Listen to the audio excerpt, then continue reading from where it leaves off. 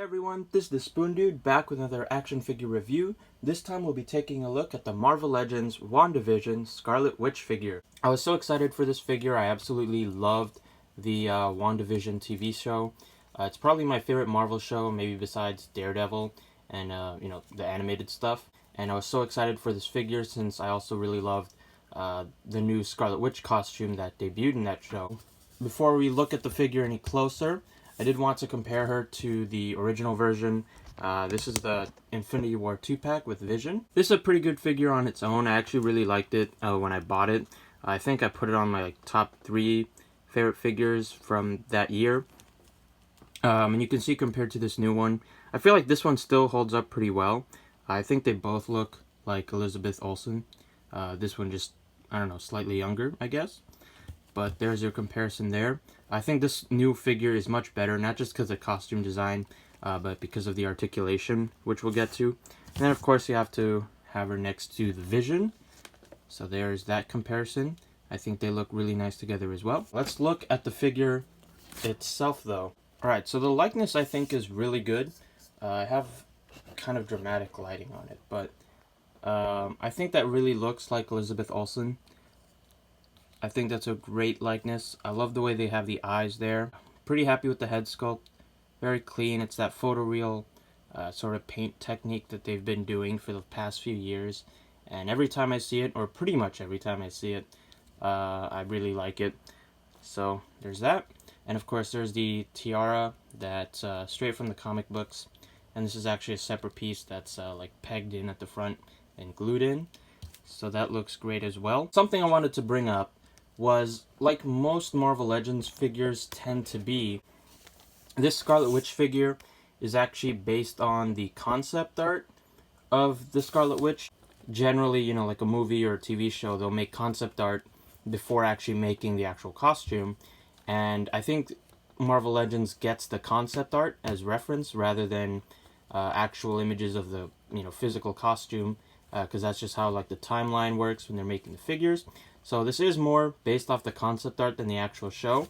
And I bring that up because the hairstyle, while it looks good on its own as a figure, isn't the most accurate to the show.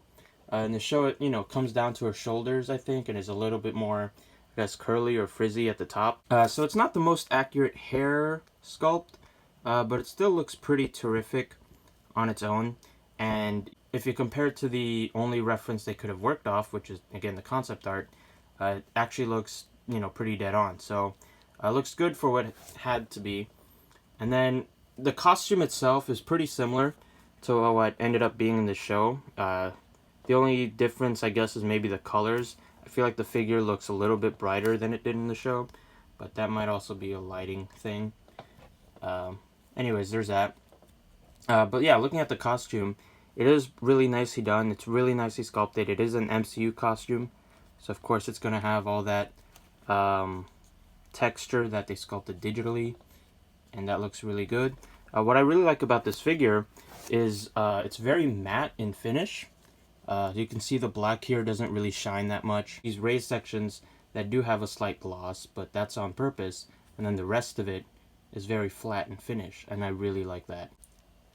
All the paint is fairly okay. It's a $20 figure, so most of it is fairly cleanly applied, except like here on the bicep, where this whole like red stripe here should be up here, but just fell down for some reason, so that's kind of disappointing. And then it is kind of shoddy on the sides where some of the flesh tone comes through. This torso is actually cast in the flesh tone color, and all the red is painted, which is why there's some flesh tone peeking through here and there. I actually kind of like that the torso is flesh tone, because that means all the skin, not to sound weird, but all the skin matches very well. If they had to paint that flesh tone on the shoulder, it might have looked, really translucent or something, so I like how they did that. And then, yeah, the rest of the paint besides those few things actually is pretty clean, especially on the legs here. You can see those red lines.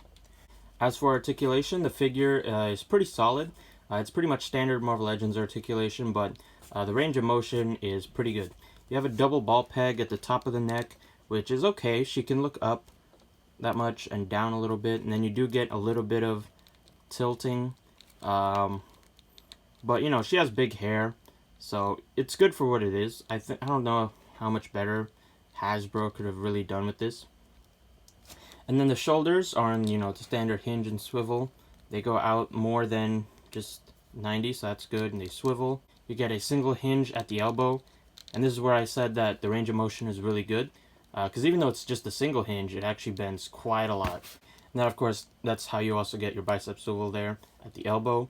Then the wrists have a hinge. The left side gets a sort of waving motion, and then the right side has more of a like dribbling a ball, kind of up and down hinge. So that's pretty good. You got a single ball peg in the torso, so you do get a lot of motion there. So that's pretty good, especially side to side. You have your hip joints where she can kick up, and then you do get that stupid like number thing. But anyways, they can go out, but of course the skirt will get in the way a little bit. There's a thigh swivel, double knees. Then you have really good ankle joints, surprisingly good. She can really move her foot up quite a lot.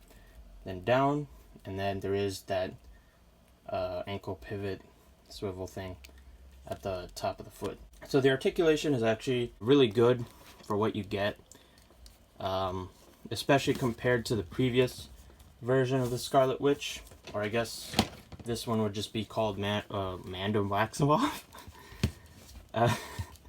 No, this one would be called Wanda Maximoff, I guess, because she didn't get the Scarlet Witch name yet. But anyways, she didn't really have a good elbow bend, and that always frustrated me.